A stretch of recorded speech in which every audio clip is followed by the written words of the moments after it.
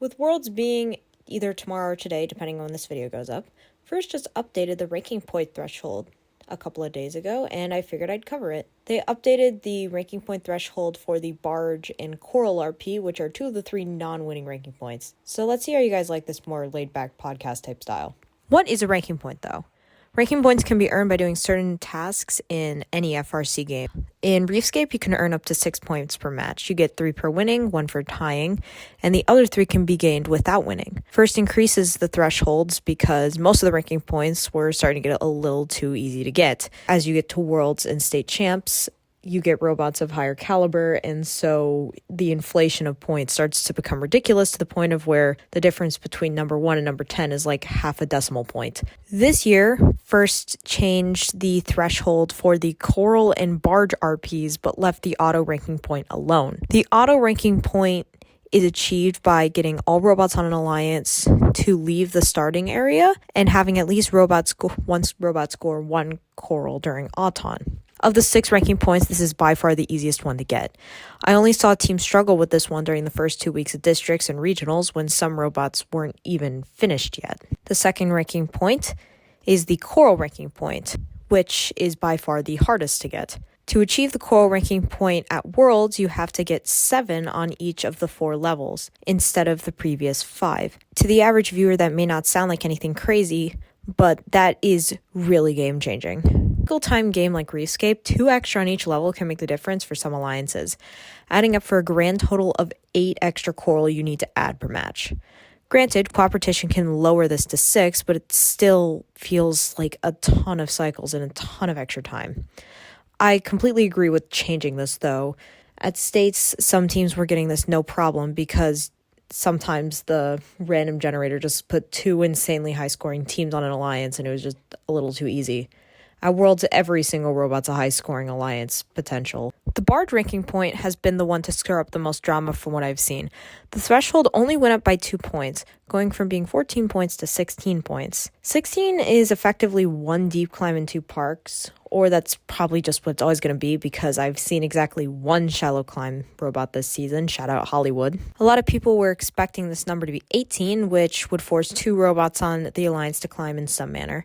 I think this would have made the ranking point rarer, but leaving it at 16 leaves the door open for more creative endgame strategies. The risk to having 2 robots play to the end, as both needing to park for the ranking point and assuming that only one bot gets the climb. 18 feels restricting in that it blocks that strategic thinking and opportunity cost to evaluate. Like, is it even worth it to only have 1 robot climb? Should we have 2? Is that extra L4 worth it? Should we even try for the Coral ranking point? Should we get the Barge point for sure?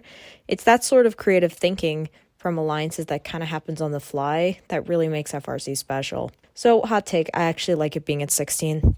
So, I like these changes. They effectively stop insane ranking point inflation. I was at First in Michigan championships, and the ranking differences between alliances and between robots was like insane. At FIM States specifically, there were 4 teams per division that had an RP average of 5 or higher.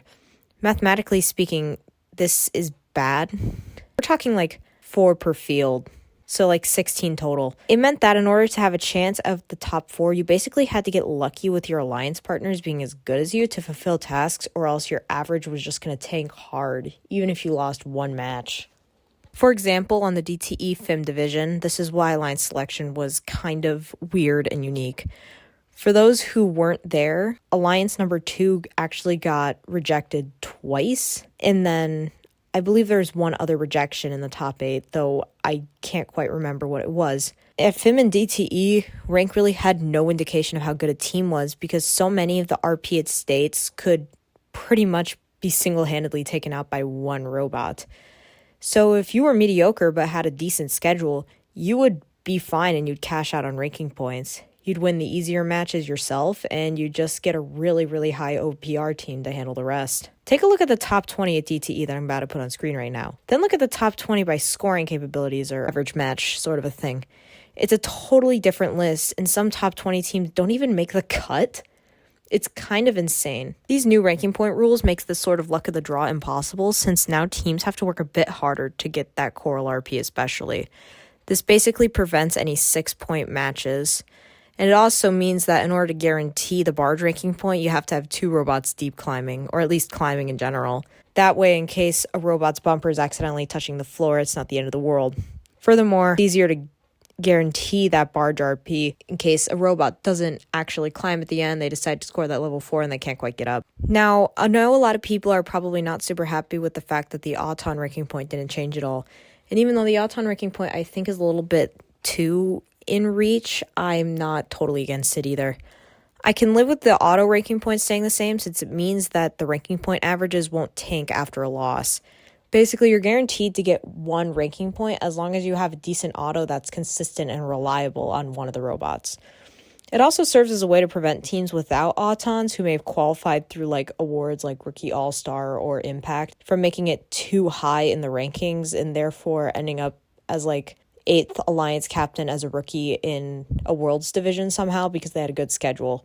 It sort of makes the playing field more even and more scaled. In short, I like the changes, and I think they're going to be better for Reefscape at Worlds, a game that is trying to be a little less broken with its ranking points.